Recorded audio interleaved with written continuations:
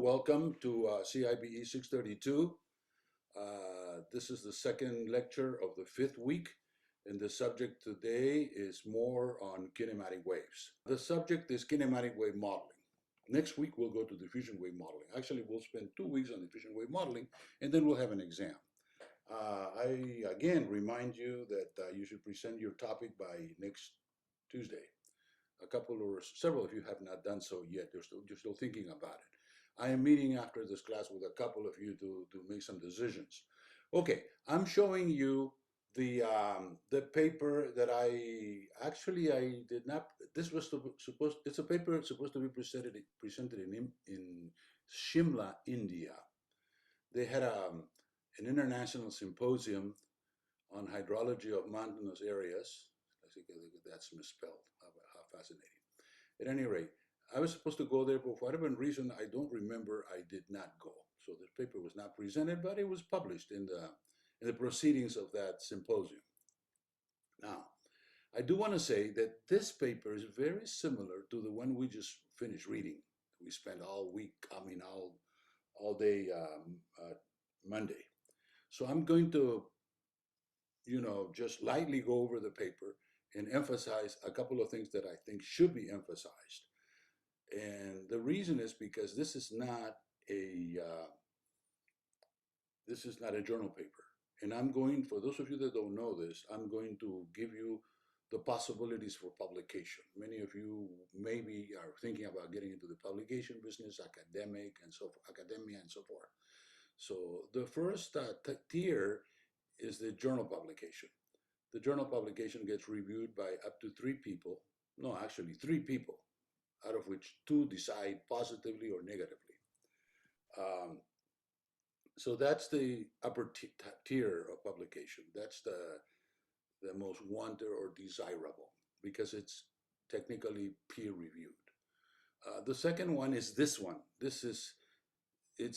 We don't really know if it's peer reviewed or not, but technically everybody in the field knows that the proceeding, the symposium papers are not as thoroughly or reviewed as the journal papers. My understanding is that they get peer reviewed by 1 person, and they're easy to accept. They readily get accepted. Not all of them get accepted, though. I have had proceedings papers, some, not too many, reviewed and declined. The third one would be like I used to call non-refereed. Non-refereed, which is what you would publish. We used to publish technical reports because we could not publish a technical report in a journal because the technical report was too long. Like that paper we wrote with Fred Thur in 1982, we had to summarize it to 16 pages or something like that. But the paper itself was about 150 pages, right? So we condensed the paper and we published it. So that's the venue for large reports that cannot be published in a journal. We did that for many years. And then the fourth and new, not relatively, it's about 20 years old, 25 years old, is the web. You publish online, you have a website, and you can just put about anything you want on the web. That's good and bad. It's good because it frees you to publish anything you want, and it's bad because it could be wrong, or there's a lot of ifs and buts in this situation. But the dust has not settled. There's still no regulation, and perhaps people argue that there shouldn't be. People should be free to say whatever they want on the web, with exceptions, of course. But the reason why I'm making such a long introduction here is because this paper is the same as the previous paper, but it's not quite the same because this was sent to proceedings, and therefore we knew that we could say things here that we could not have dared say on the other. I want you to learn this, that on that other one, because it was a magazine or journal paper, they're very strict. You need to follow certain rules of procedure, which many times are unwritten. But here, no, you can basically say whatever you want within reason, right? So there's a few things I had said in here which were not on the previous paper, not because I didn't want to put them in there, but because I feared that I was going to be turned down if I said something kind of lightly out of the ordinary, okay? So this stuff in here is pretty much the same, and you'll see that it's kind of repetitious from what I said before. Okay. So in here, these definitions are related. There's various ways to define the kinematic wave. Is the size okay now, Danny? Could I can just blow it up a little bit like that. Yeah, maybe a little bit bigger. That's it? That's good. Yeah, thank you. Even better. Okay, cool. Yeah, I always want to make sure that you guys are following and reading what I'm reading too. Okay, the definitions of the kinematic wave are all related. We turn to Leahy and Whittam, who introducing the concept, saw fit to subtitle their paper Flood Movement in Long Rivers. That's what they did. Kinematic waves, flood movement in long rivers. That's the title, the full title of the Leahy and Whittam paper. You can go back and check it out. Okay. Now I say here I'm going to say something unusual. Okay, because it's a proceedings paper. I already told you. Flood waves transport mass. Kinematic waves transport mass too. That is sure. People get wet with flood waves. However, while flood waves are kinematic in nature, not all kinematic waves are flood waves. To clearly distinguish between flood waves and kinematic waves, we explore Leahy and Whittam's subtitle a little further. What is a long river? They said they're going to do it in long rivers, right? Surely they did not mean to imply that the kinematic wave could be used only in long rivers. That's not true. Subsequently, a few years later, Wilheiser and Liggett applied the kinematic wave concept to overland flow in very small basins. That's not a long river. Okay, because we say in here is that's the case, the kinematic wave could not be applied to mountain streams, which is the focus of the symposium, which are short compared to most alluvial rivers. We now know that the kinematic wave kinematic waves apply to both short mountain streams as well as long alluvial rivers, because it's not the steepness or the length, but rather the product of the TR, as we know already from the applicability criteria, first developed by Wilheiser and then by ourselves. Resolution of this conflict was made possible by the work of Ponce and Simons, and we already know all this, so I'm going to skip it. The concept of reference channel's length is clear. That's another thing that I want to emphasize in here, extremely important concept in this class. Leahy and Whittam presented this Elsevier, but they didn't elaborate on it. They said, well, this looks like it's important. D-Sevier over S-Sevier equal Elsevier. When I was looking in 1976 for a way to non-dimensionalize these equations, the St. Bernard equations, I tried a few things. I may have even tried what Farag did in his paper. Remember, we just discussed that a week ago. But then I ended up stumbling, or I guess by luck and by knowledge too, I figured I should try Elsevier, because Elsevier was simple and it was something that related to the amount of friction in the channel, because it was related to the slope and the S, so it's a friction, it's a depth, it's friction. So I put it in there and lo and behold, it worked. It worked for us, it worked for me. I don't think there is a better way to non-dimensionalize these equations than what we did. So we ended up doing it the right way, and it's all explained in there. It's all explained in there. So that's one thing. In light of the preceding considerations, the meaning of Leahy and Whittam flood movement in long rivers is now fully elucidated. The adjective long should be construed to refer to a large TRS of all. That's what I just said a minute ago. It's not the length, absolute length, but rather TRS of all. This implies that either TR or S of O or both should be large, and that's exactly what the term or the meaning of the applicability. Neither of these could be large, but the product should be large. Okay? Experience reveals that Mother Nature has contrived not to make these two parameters. I made a mistake in here. I used the word contrive, which implies something negative. I should have not said contrived. But this paper never got published anyway. So it never saw the light of day. Now, it is on the web now, but what the heck, we can't change it. We could, but we have decided not to. Okay? Ponce, we developed a criterion which all of you are already familiar with. Diffusion waves, we have extensively talked about diffusion waves, and we will continue to talk about for 2 more weeks. We have about 15 papers on this subject, which we'll cover next week, okay, of all kinds of papers on this subject. Okay, practical criterion, we presented the practical criterion. Okay, Dynamic waves, we have not talked about dynamic waves. We'll get to talk about dynamic waves after the break or after the half of the semester. Dynamic waves. We solve the dynamic wave equations. We claim, I think quite correctly, that we were the only ones to solve the full Saint-Venant equations, although we solved them for the linearized analog. We did not solve the complete Saint-Venant equations. And as a matter of fact, nobody has ever done that. Why? Because we have gone to the moon and come back, but we still cannot solve a system of PDEs, partial differential equations. Simultaneous PDEs, you can't solve. In closed form, you cannot solve. There's no method. There's method for linear equations. There's several methods for to linearize the equations as we did. But there is no method to take the full nonlinear set of equations of Saint-Venant and solve them completely in closed form. Nothing. The only thing we have is a numerical procedure, which we're here to study or to learn.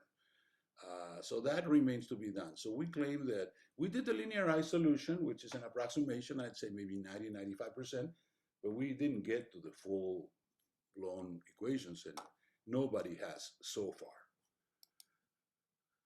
Okay, so we already have extensively treated the subject in our SCurve, which is the first paper that we read in this class. We also have extensively covered the subject of physical and numerical diffusion. Don't forget that I was going to India to repeat all these things after I had already done it. So this is all repetition. A lot of it is repetition. Okay. Nevertheless, though, because this paper is less strict than the previous paper, you may find it more interesting, more friendly to you, because I didn't have the constraints I had with the previous paper. When you write a paper for a journal, you have to be very careful. There's a large chance, for those of you that are getting started, that you'll be shot down because you said one wrong out of 100, one thing wrong. And I did that, and I have that experience, by the way. So you got to be extremely careful. Check the paper 20 times before you release it. If there's one or two misspellings, God forbid, you're dead. Okay? There should not be. They do not allow that. At least that was the case when I was publishing, which was 30 years ago. I don't know about what may have changed to this at this time. Okay, we now say we're in a quandary. Quandary is a thing where you don't know where to go. If we solve the kinematic equation properly, achieving the complete elimination of numerical diffusion and dispersion, we can only hope to describe kinematic waves, but not diffusion waves, right? If the problem does have some physical diffusion, the kinematic wave's not going to do it. That's the quandary. Then you gotta step down and go to the diffusion wave. Actually, it's not step down, step up. If we solve the kinematic wave improperly, as done on the so-called kinematic wave of HMS, introducing numerical diffusion and dispersion by our choice of grid size, there's no guarantee that these will be related to diffusion and dispersion, if any, of the physical problem. Let me repeat that. Conversely, if we solve the kinematic wave improperly, introducing numerical diffusion and dispersion by a selective choice or of grid size, there is no guarantee that these will be related to the diffusion and dispersion, if any, of the physical problem.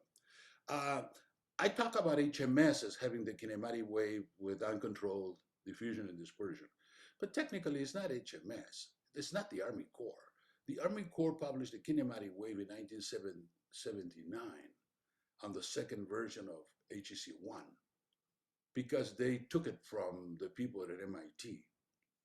Shaki was one of the major writers of the paper in '73 that talk about the solution, the numerical solution of the kinematic wave. And the Army Corps followed what Shaki had done, 1973 to 1979. And that still remains in 1998, still remains as part of the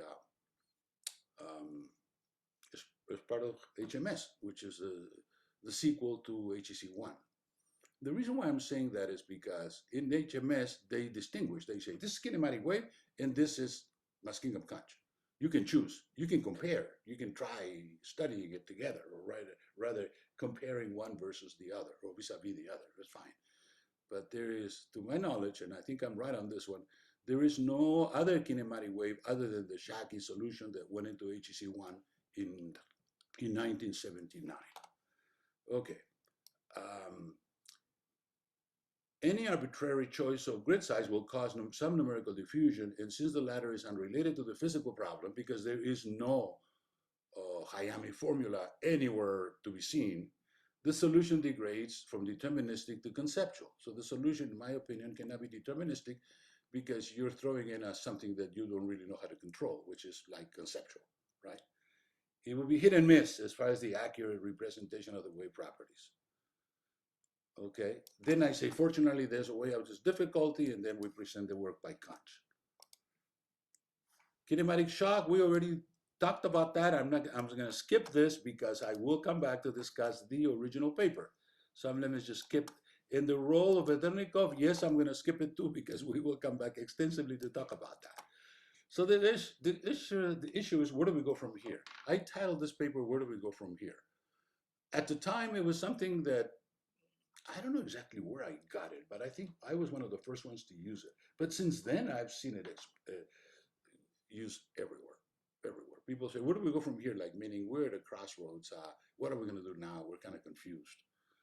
And that's what we say in here. Okay, so let me just go now to the next paper, which is kinematic shock sensitivity analysis.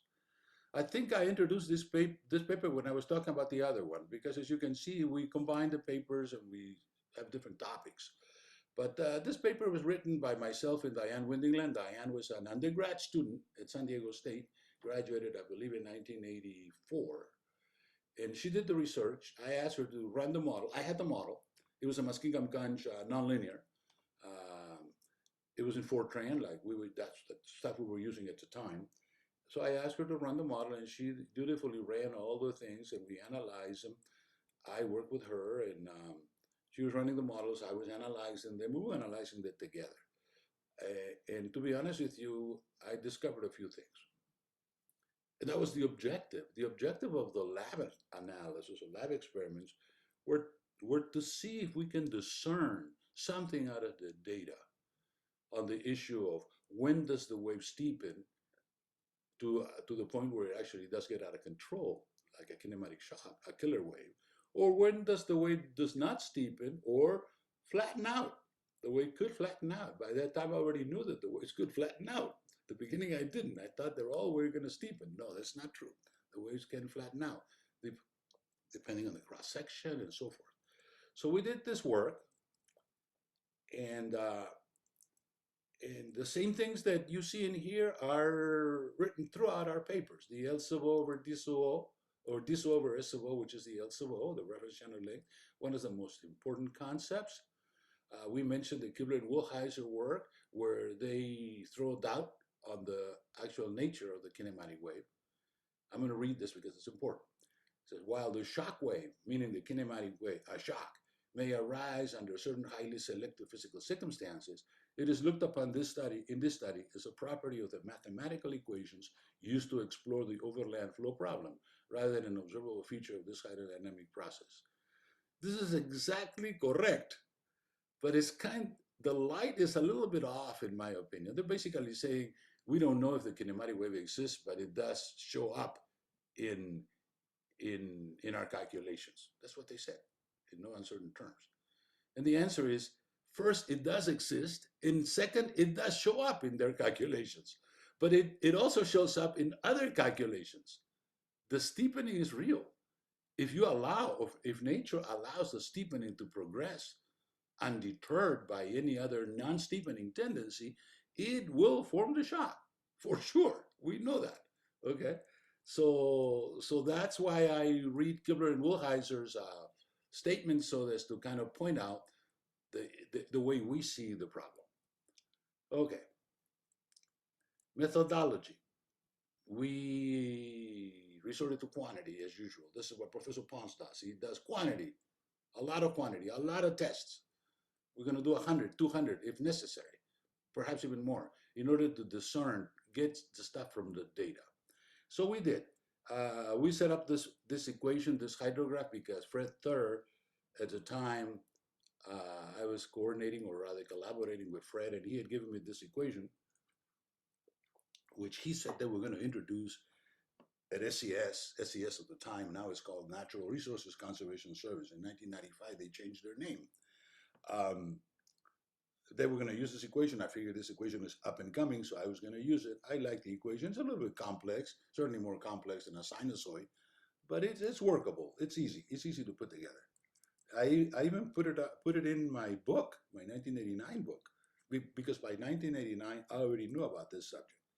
So the parameter ranges. We were going to cover the slope, the Mannings, and the parameter ranges. So we cover the slopes from 0.01 to 0.001. 0.01 is 1%. 1,000 and 1 over 10,000. Yeah, 1 over 10,000. Right. We didn't get to the Paraná Paraguay, or the Paraguay, because we didn't think it was necessary, to be honest with you. I have never seen a river with that low a slope, 0.00001, 4 zeros, 1 centimeter per kilometer. Never seen, other than in the Paraguay. I'm sure there are, but I haven't practiced everywhere, right? So there's places around the world that may have the same situation, but I can't tell you because I wasn't there. But this, we thought it was a good range. We didn't go to 10% because 10% is very unusual, extremely unusual. We have found 10%. We found even 14, 20% in the highlands of Peru when we did the La Leche study in the year 2008. But it's also unusual. So we thought from 1% to this number was fine. So we covered that ground. The Froude numbers, okay. Then we're gonna try to satisfy the diffusion wave criterion. We had a formula in here that we could use. So this is the diffusion wave criterion. We already covered this ground. And then we had a sense at that time that it was the cross-section, the culprit, that the cross-section was gonna figure it out. And the reason why I figured that out was because when I was in Paraguay and I told Hugo Benito that I wanted to see the wave steepening, and Hugo said, positively, he says, not here. They don't steepen here. And then I thought about it and I said, what is it in this river that does not allow the waves to steepen? And the answer is very simple. They don't have any canyons. They don't have any canyons. There's no canyons in the Paraguay. The Paraguay has 300 to 600 meter width river. It's a large river. So 1,500 cubic meters per second. It's very diffuse, and I'll talk about that later. Very diffuse in the sense that they only have one peak. The peak is in May or June, and sometimes July, and then the base of the hydrograph is in December, January. So it's one sinusoid. That we call an extremely diffused hydrograph with only one period per year. You cannot have a period more than a year because then the world would not rotate, right? When the world rotates, turns around, then it resets itself. So very diffuse.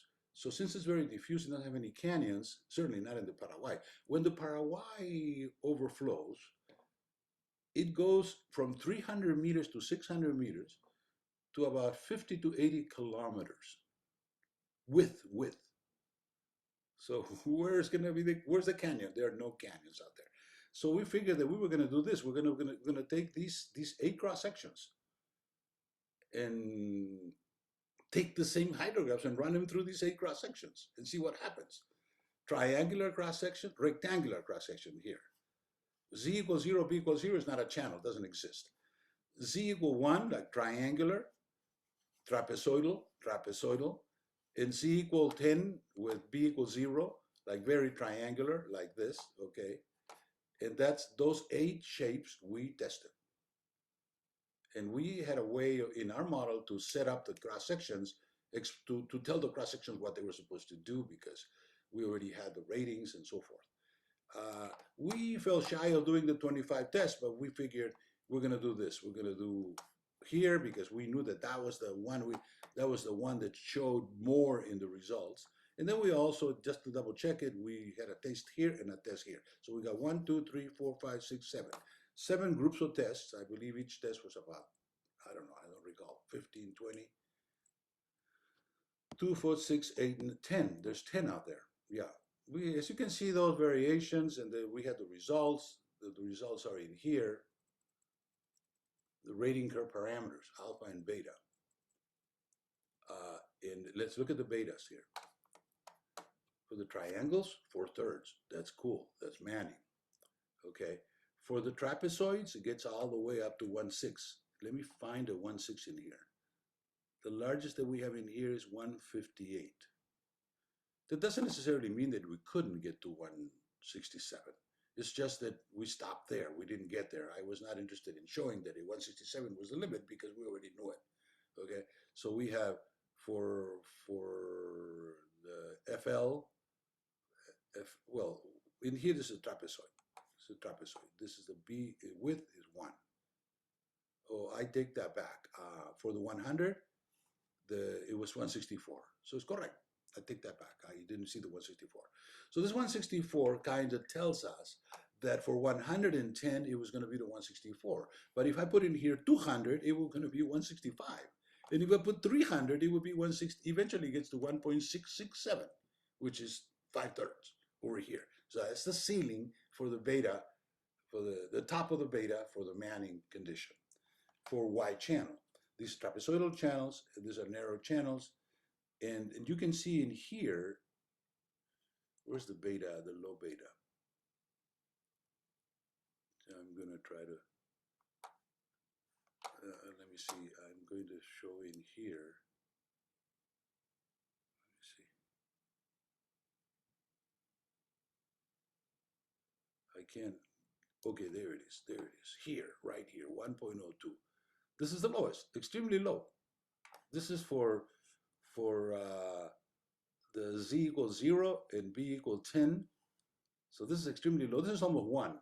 When beta is 1, you are theoretically into the inherently stable channel. That means that this channel over here is going to flatten. It will not steepen.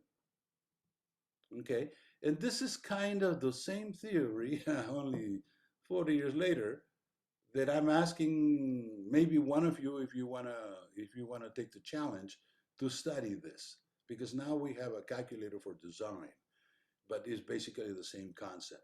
Figured out what the beta is. If the beta is low, it should not steepen. Therefore, we could avoid the roll waves. So as you can see, the numbers tell the story. In the final slope, the final slope is when it shows a steepening or not. So the final slope, if the final slope goes high, it will steepen. And if it goes low, it will flatten out. And these are the final slopes out of the calculator, the software. So and these are 3 typical hydrographs. This one steepened to the point where it was almost getting unstable.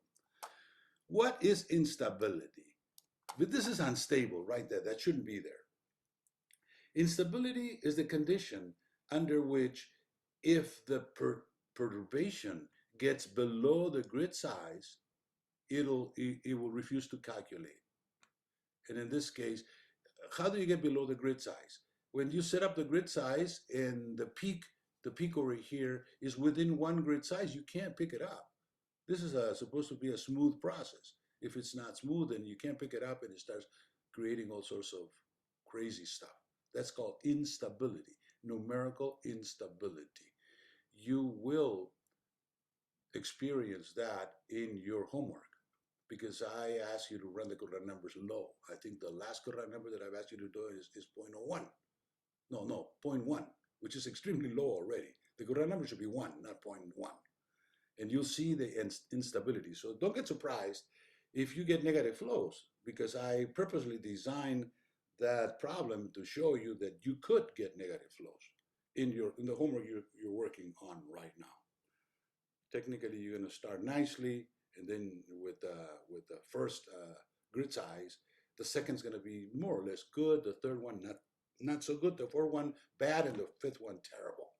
That's the way the results are supposed to come out, to show you what instability is and how the Quran number sets the pace in these calculations.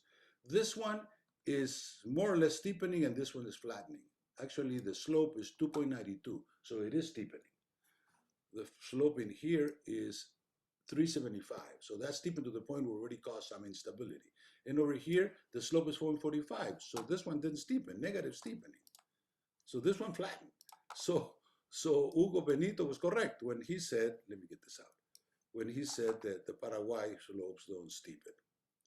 So finally, the conclusions are already there. So I am going to stop in there, and I'm going to go to the fourth one.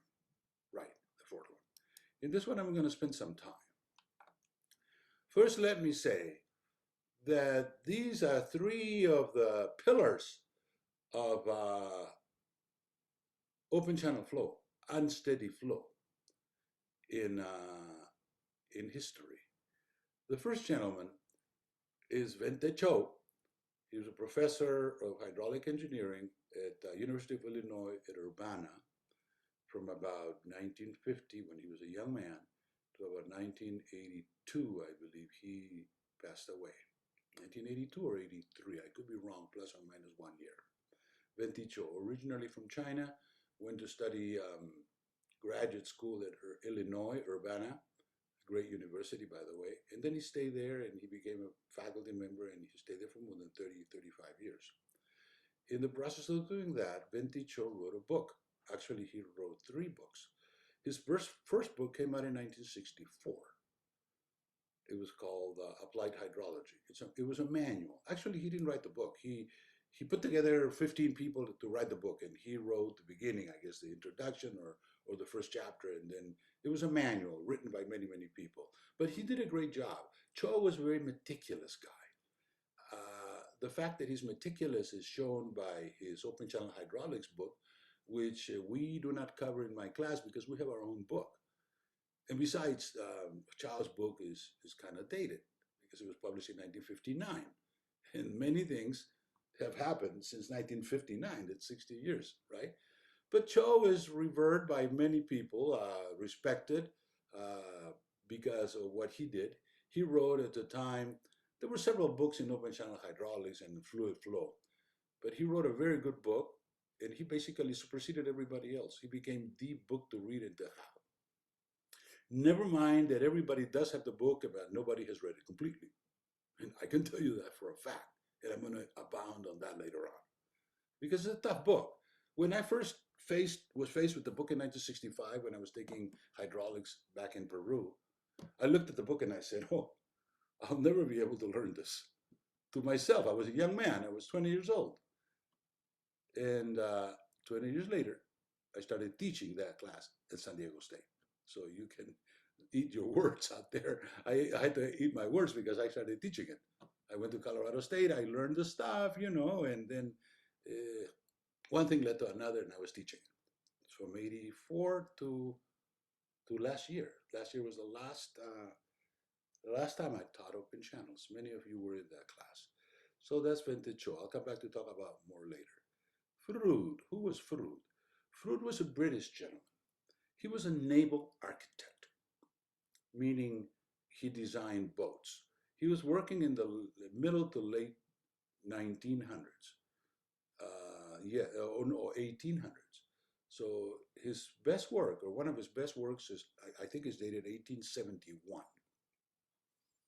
And he was, like I said, a naval architect, if we could call him at that time. He designed the hull of boats.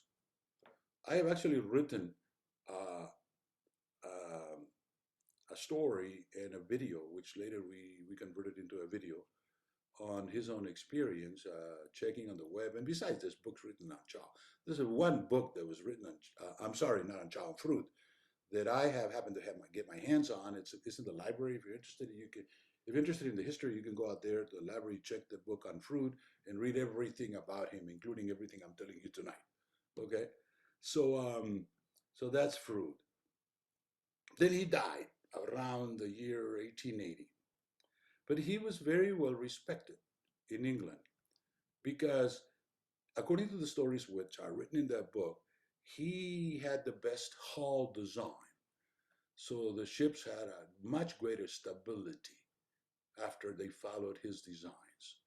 He himself built up a laboratory, I think they say, in a place of his own. He was not supported by the government. So he said, I'm going to do this anyway. And this is when people have passion to do work. If they don't get supported, to heck with it. I'm going to do it.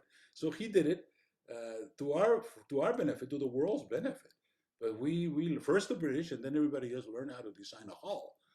The story was that some boats that were poorly designed actually overturned in the sea, killing everybody, right? So with this hull design of was pioneered by Froude, we were safer in the seas. Okay, that was cool. That was around 1870.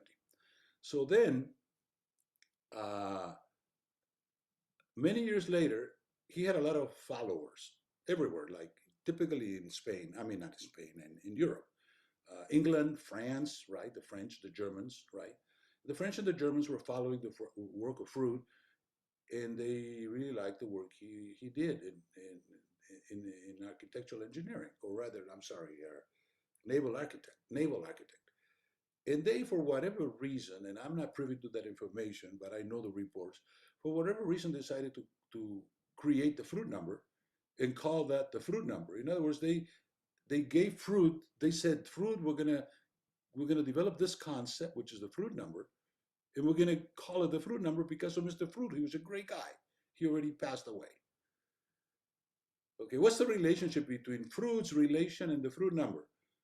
Well, they are kind of similar, but they're not the same. So basically, long story made short, Froude did not develop the so-called Froude number. It was given to him, ascribed to him 30 years later by his followers. The Froude relation, which he called it the law of similarity, I think that's the name he gave it, was he related the length of the boat to the velocity of the boat. The velocity of the boat to the length of the boat for stability purposes. And he was studying that. So that's a dimensionless number, which he called K, the K relationship. And that's written in the video, by the way, which I posted today for you to see. So if you're interested, you can go back and check the video. So they switched it because the Froude number, as you know very well, has a depth, not a length. And it's the velocity of the flow, not the velocity of the boat, okay? Or the ship, rather. So that's a story on the Froude number. Now, Mr. Vedernikov. Now, Vedernikov was a professor of hydraulic engineering in Russia, somewhere around in the vicinity of Moscow. Okay, he worked on surface flow. He also worked on groundwater flow. There are some papers on groundwater flow written by Vedernikov, and he passed away. The exact biota, or rather bio story, life story of Vedernikov, I am going to have to owe it to you because we're still in the process of doing that. My student or my collaborator, for some reason, has not produced that yet. I charged him with doing it, and he didn't. But what he did was, belatedly, but he did it, was produce the picture of Mr. Vedernikov. Because when I wrote this paper was for, let me go in here.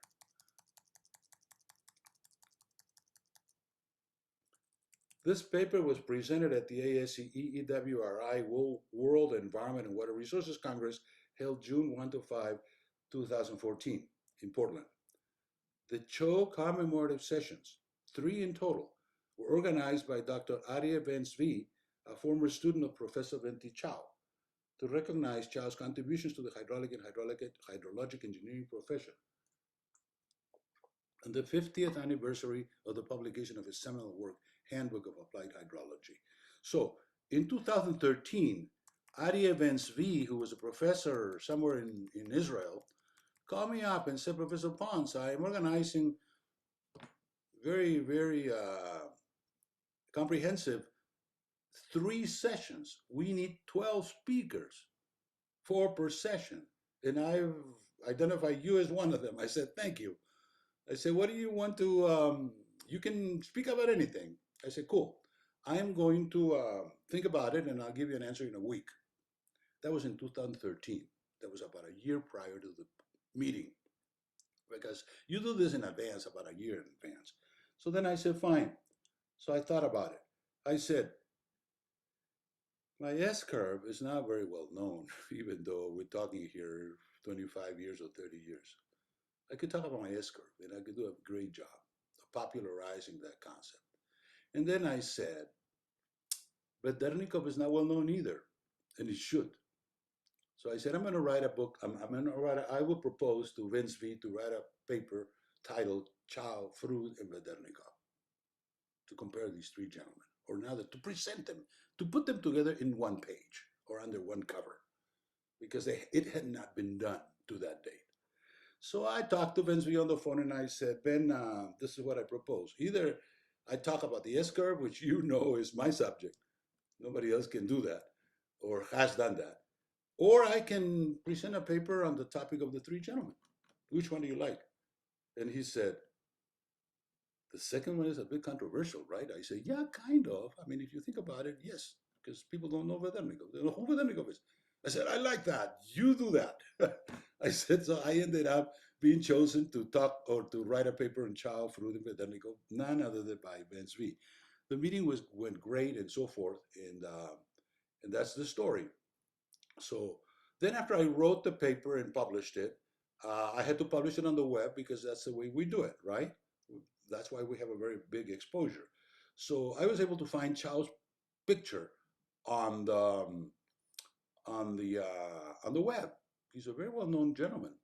There is a picture of Chow, this picture, that hangs in the front of the hydraulics lab out there at Urbana, University of Illinois at Urbana. So it was easy for me to find Chow. Froude, I couldn't go any further than his book, which I already had. I mean, in the library. I pulled the book out of the library, scanned the paper, put it through Photoshop, put some sepia on it to make it look like it's old, right? We do that very well. Okay, so both Chow and Froude were made to look a little bit old in terms of the photograph. But I was missing the Vedernikov. And I figured that it really, in all justice, I should not have a paper showing the pictures of Chow Froude without having the paper, the photo of Vedernikov.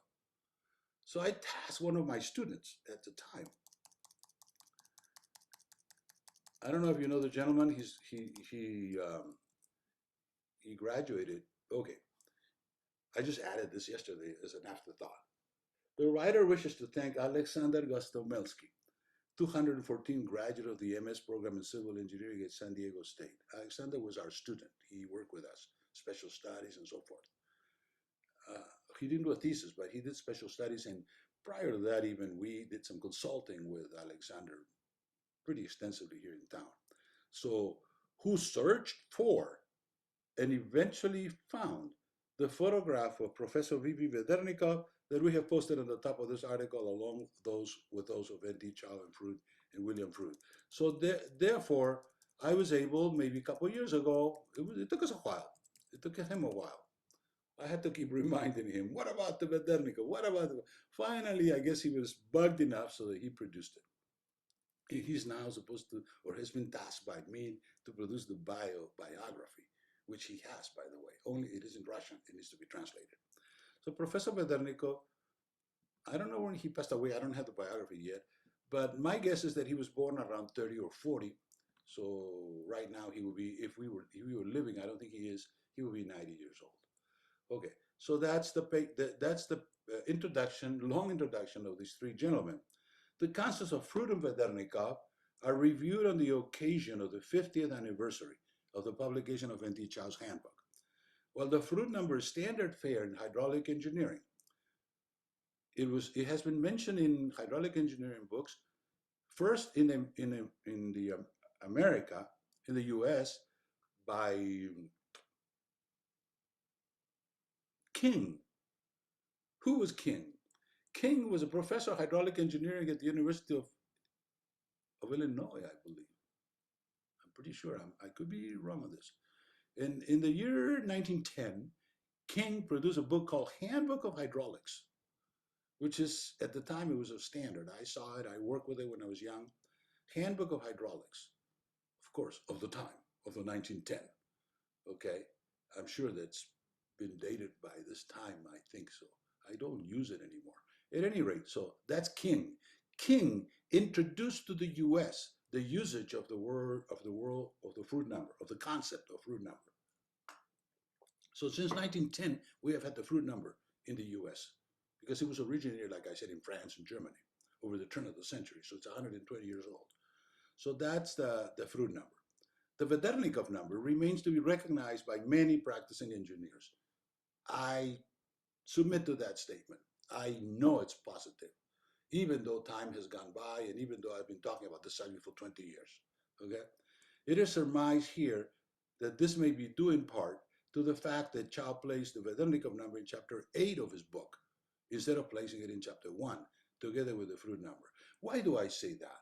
Because I do believe, and I'm sure you guys will believe too eventually when you look at it, that the Froude concept and the Vedernikov concept they should go together because it's three velocities and the three velocities form only two numbers.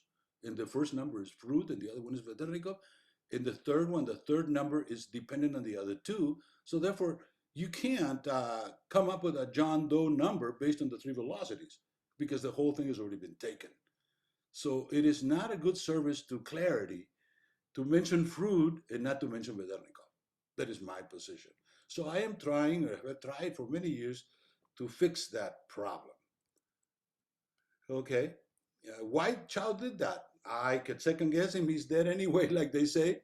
I think he quite wasn't sure what the Vedernikov number was saying because Vedernikov hit it. Okay, right or wrong, he hit it.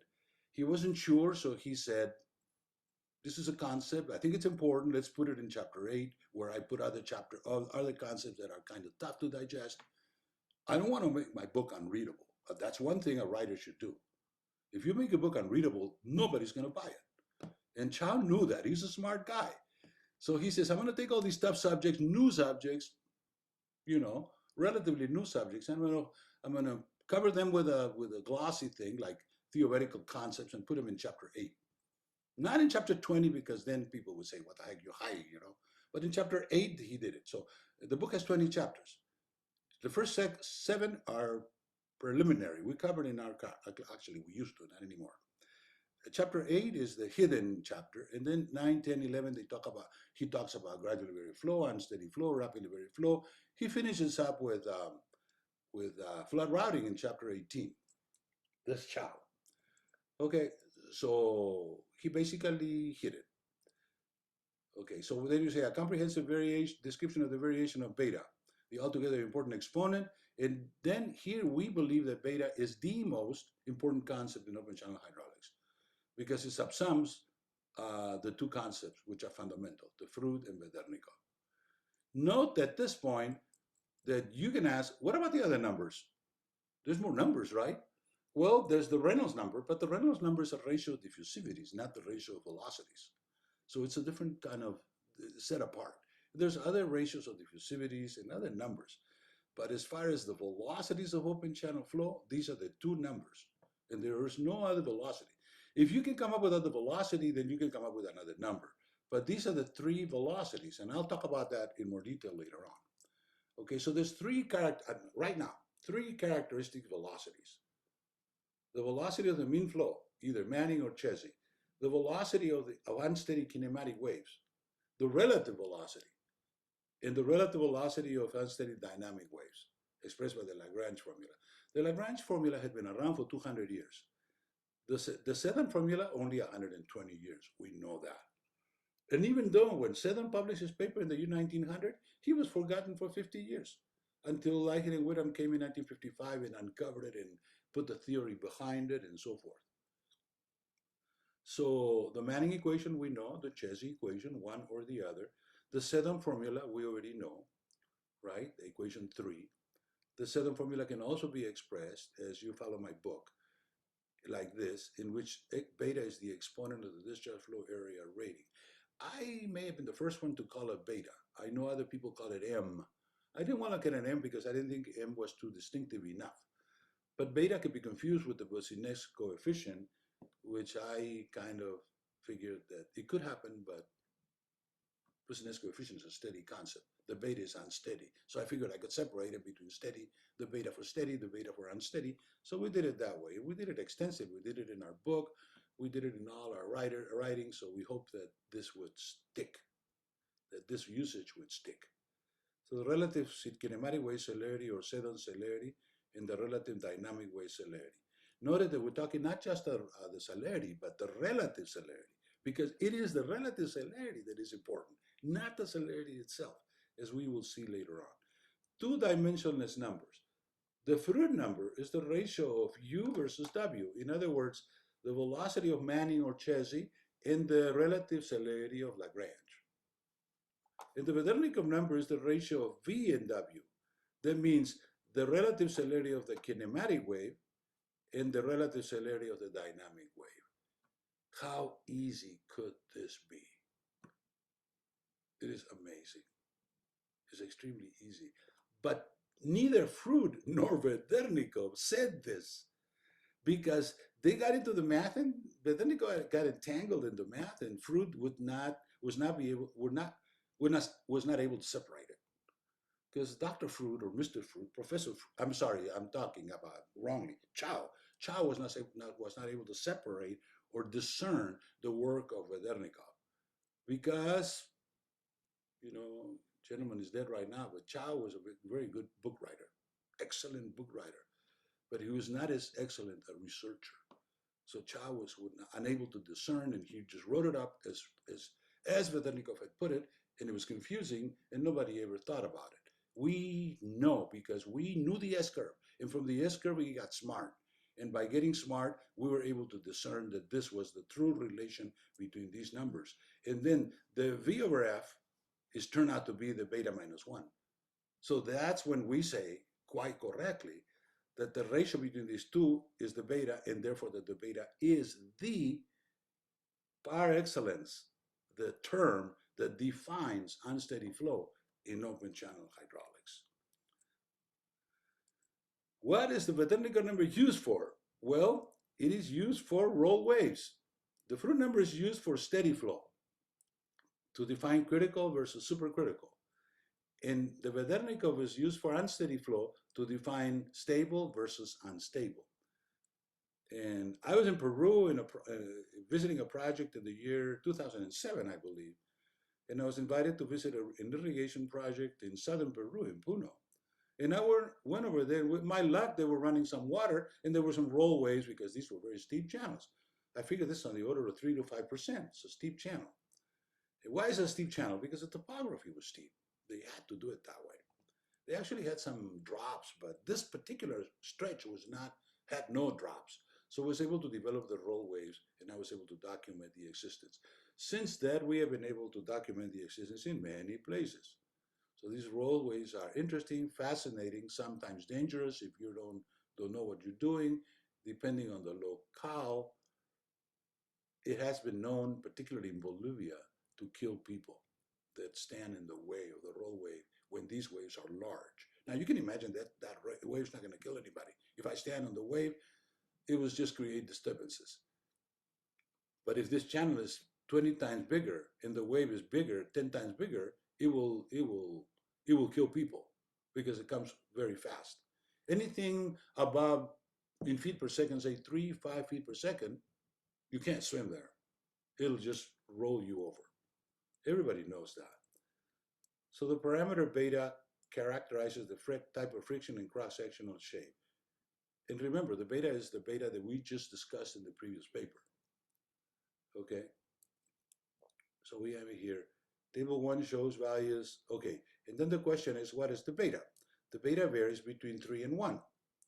3 for the laminar flow hydraulically wide, and 1 for the inherently stable channel. It has specific shape, which determines that the beta is equal to 1. And then from 3 to 1, you have this decrease in the beta from laminar to mixed laminar turbulent. In the middle of it, we get the 5/3, which is over here. The beta, where is 5/3? Here it is. The beta 5/3 is turbulent Manning. The beta 3/2 is turbulent Chezy. 4/3 turbulent Manning triangular, hydraulically wide. You can see the shape. the type of friction, laminar or turbulent, or mixed laminar turbulent. Like for instance, in the case of Horton, when he did his hydrology in the middle 30s, he was coming up with values of beta, which he called M, by the way. He was the first to call it M. We call it beta, on the order of 2, which, by the way, we already solved this problem conceptually last week, right? And we have a calculator for that even. So this is the issue with Hortons and so forth. And on the right side, we have the Froude number for neutral stability. So we know, for instance, that for the turbulent Manning, the Froude number for neutral stability is 3/2. But the most standard turbulent Chesi, the Froude number for neutral stability is 2. And when we were doing the SCurve, and we were using Chesi because we wanted to use Chesi, not Manning, we were coming up with the Froude number for neutral stability equal 2, which is correct. This thing matches what I said in the SCurve. The SCurve, by the way, taught me a lot of things. I didn't know that I was going to develop that stuff. I just had a hunch. I had some tools, and I figured, let's figure out what these tools give us. And after 3 months, we ended up discovering something really good. That's research. That's why you do this. You work in the laboratory. You spend your days and weeks thinking about this until eventually you find something that is supposed to be new. That's why. And then you can say to yourself, I did this. You know, nobody did that before, and that gives you a lot of spirit. You can grow your spirit in that way. Okay, so this is the calculation that we did with Porras in 1993 of the inherently stable channel. This is a channel designed where the cross section is designed in such a way that the discharge and the velocity, the velocity does not vary with the increase in stage. The velocity is the same at any stage.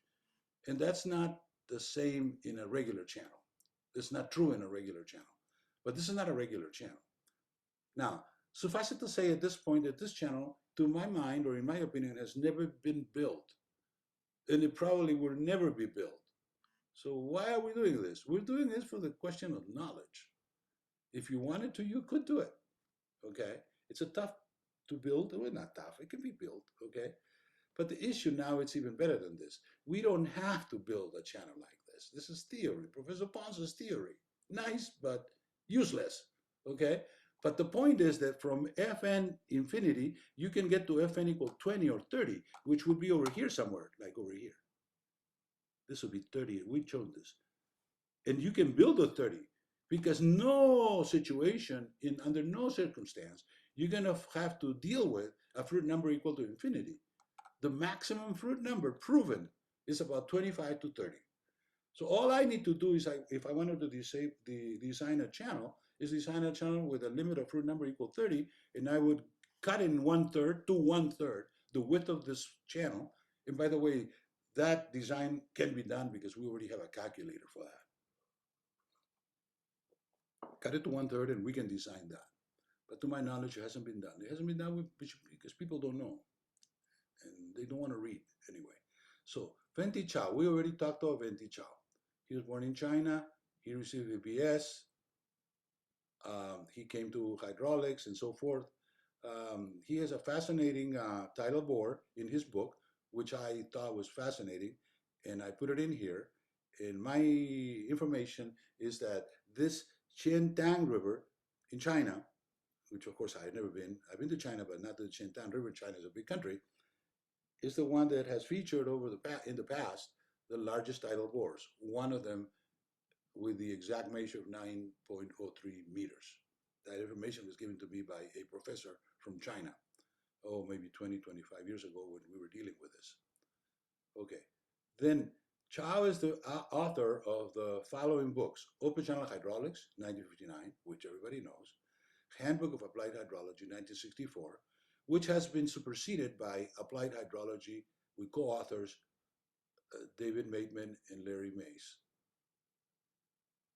in 1989. Right, exactly, 3 books. Chow is a very interesting individual, well recognized in the field, respected and revered by many people. And he was one of the very few people that published a book after he died.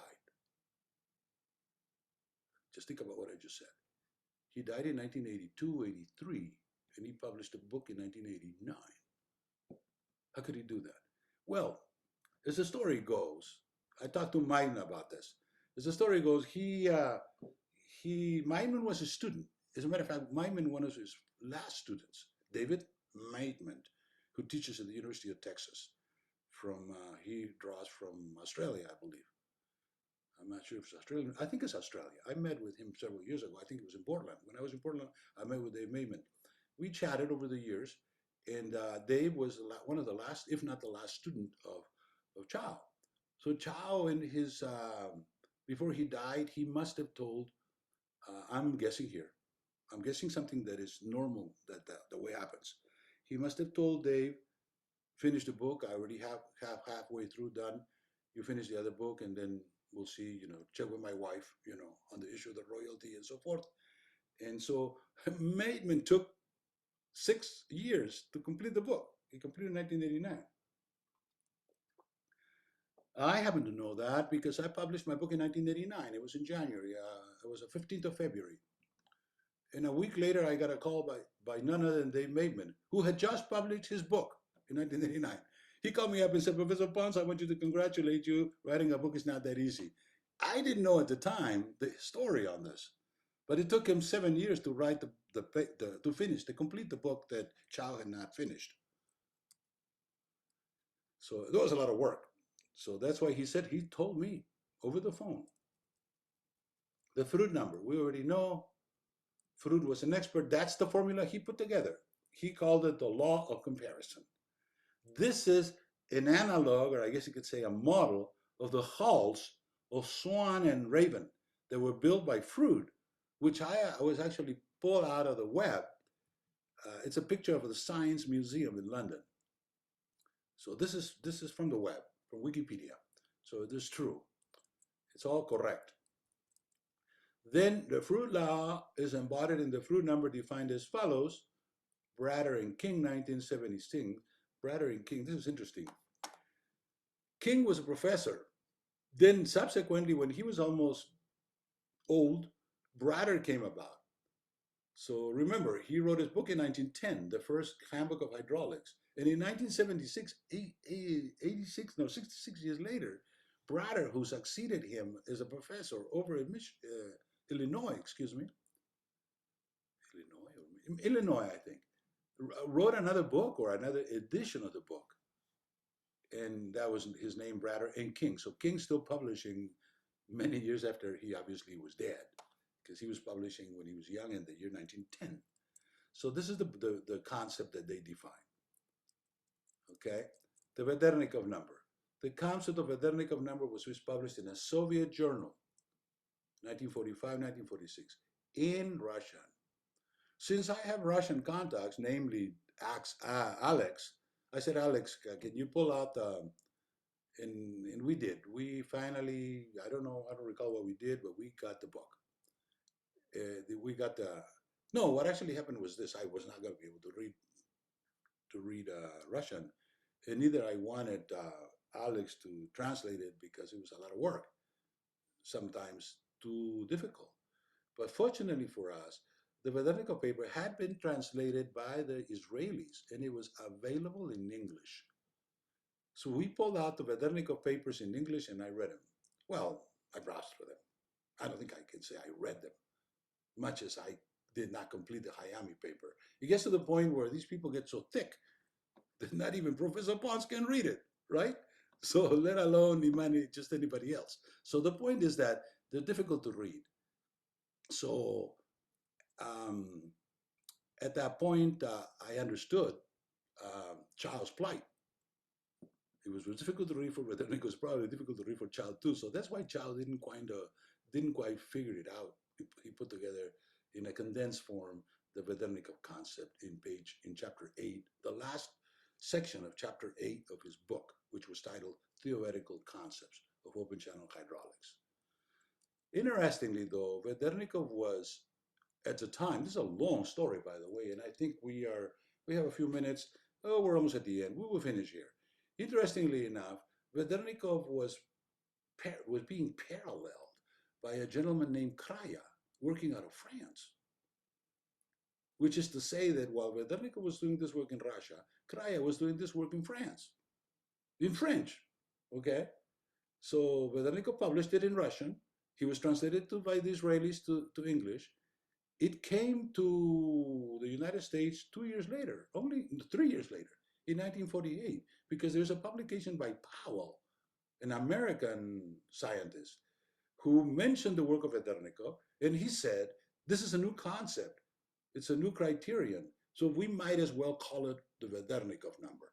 So Vedernikov number was not invented by Professor Ponce. It was invented by Powell in 1948 and subsequently talked about by by his follower, Kibler. Kibler, right, extensively wrote in his thesis about the Vedernikov number, and others have written. But they didn't clarify that. They just mentioned the Vedernikov. I do not believe they took the trouble of actually going and reading the Russian.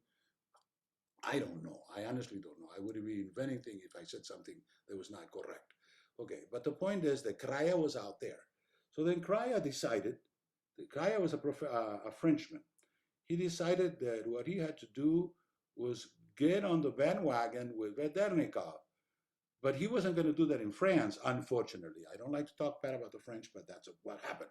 So he decided to come to the United States, and he came to the National Bureau of Standards in, I think, 1950-51, and he published a paper in 1952.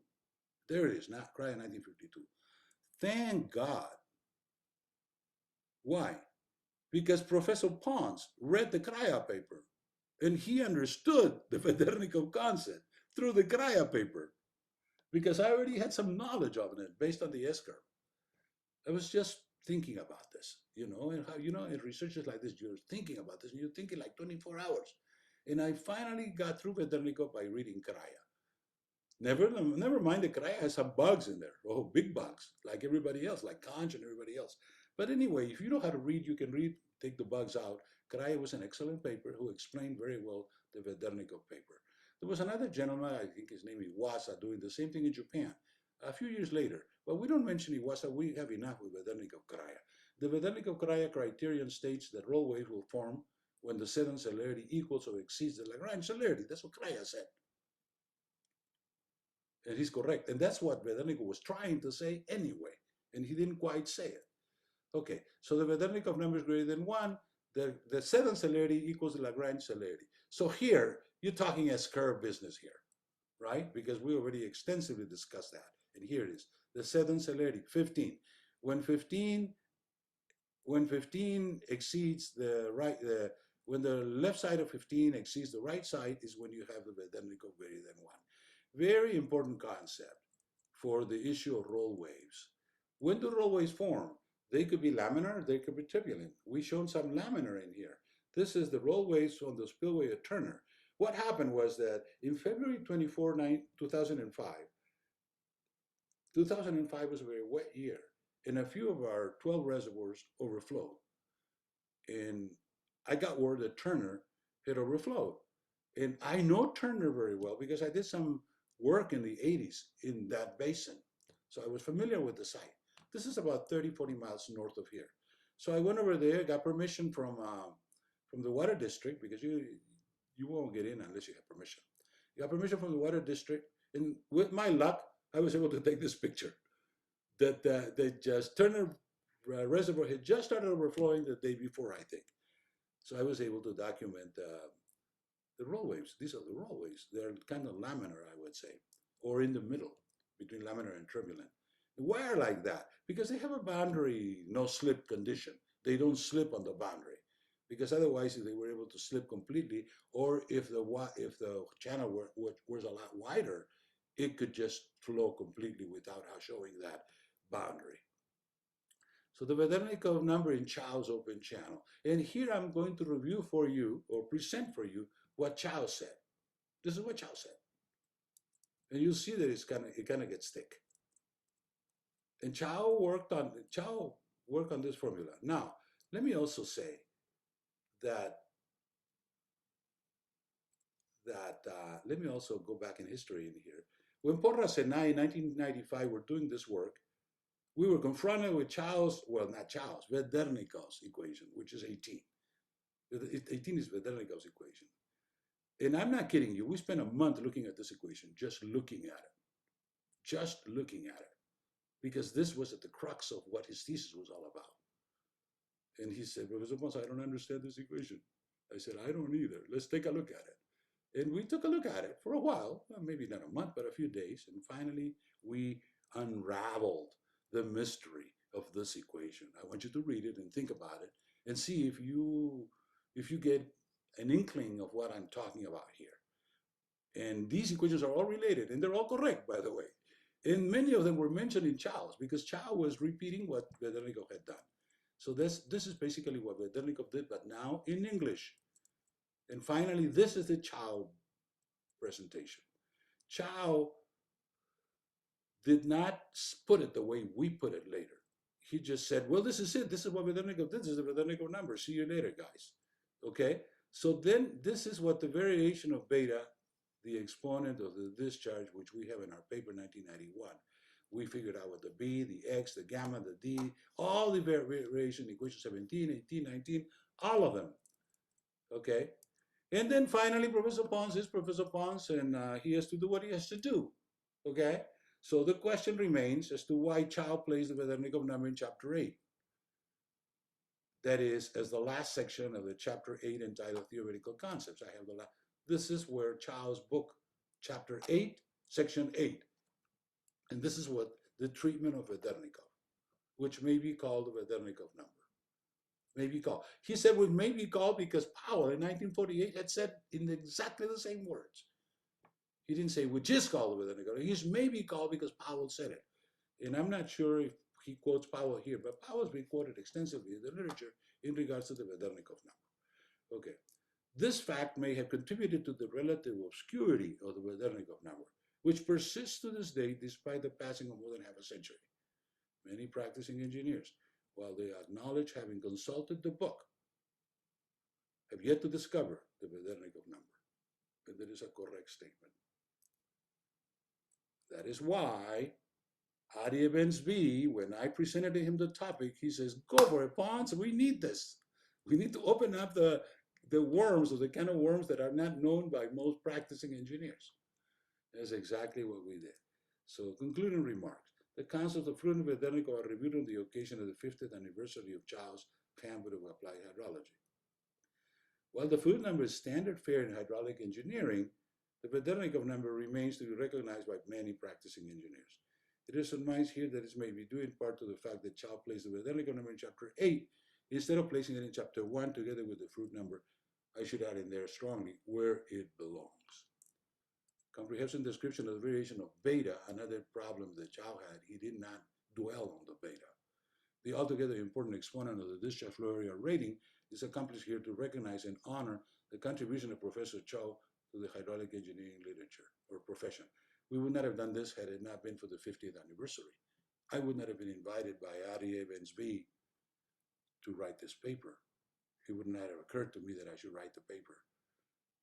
Adi would not know me had I not been in India, and we have a paper on that, by the way, and actually a video, which I have just released. Yeah, I just released a video. I'm going to put it for you on the collection of videos, where I talk about Adi Evans-B. Yes, about a week ago we did that. Who he was and what he did. Basically, Adi Evans-B was one of the last students of Chow. No, not the last. He was in the late 60s. The other gentleman, David Maidman, was in the early 80s. So it was a 10-year lag in there. But Evans-B went back to Israel, where he was from, and he started teaching. He taught at 2-3 universities. And at this point, the gentleman has basically retired. He's about 10 years older than I am, by the way. Maybe a little less. He's still there. I communicate with Adi every once in a while. He's a great gentleman, great guy, great friend. So, and finally, the acknowledgement, which I already read to you. And that's it. That's it. I did purposely spend a lot of time on this paper because first, it's important. Second, it's just me. And that's basically it. There's a video that I urge you to see. We cannot see the video now because we don't have time. The video is, I think, 12 minutes, 11 minutes, but I'm sure you're going to enjoy the video. The video basically repeats graphically and with music what I have just said over the last 30 minutes.